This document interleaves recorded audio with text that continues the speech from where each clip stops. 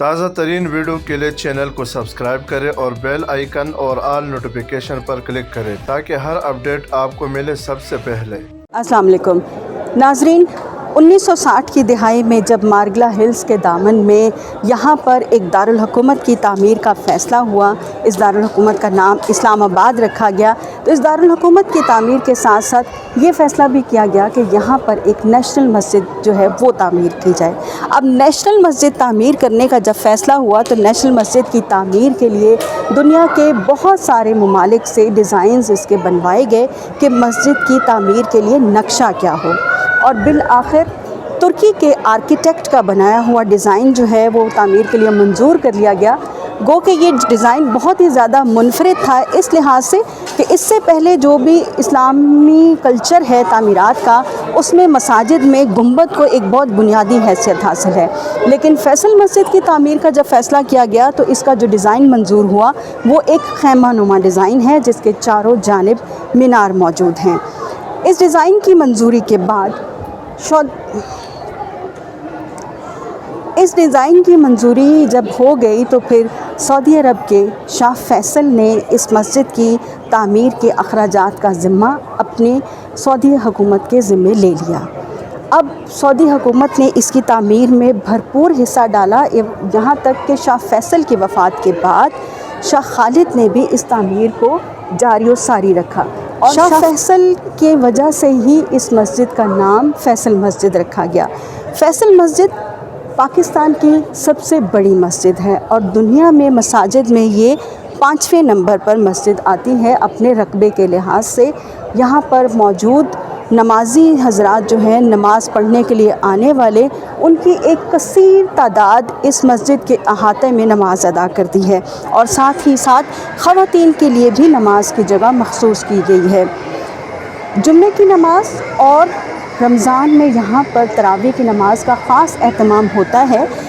اس کے باوجود سال بھر پورا سال لوگ بڑی تعداد میں مسجد کو دیکھنے کے لیے آتے ہیں، اور پاکستان بھر سے بچے بڑے بوڑھے سب اس مسجد میں آ کر اپنے آپ کو روحانی طور پر بہتر محسوس کرتے ہیں۔ مارگلہ ہلز کے بالکل دامن میں موجود یہ مسجد جو فیصل مسجد کے نام سے جانی جاتی ہے، اپنی طرز تعمیر اور اپنی منفرد حیثیت سے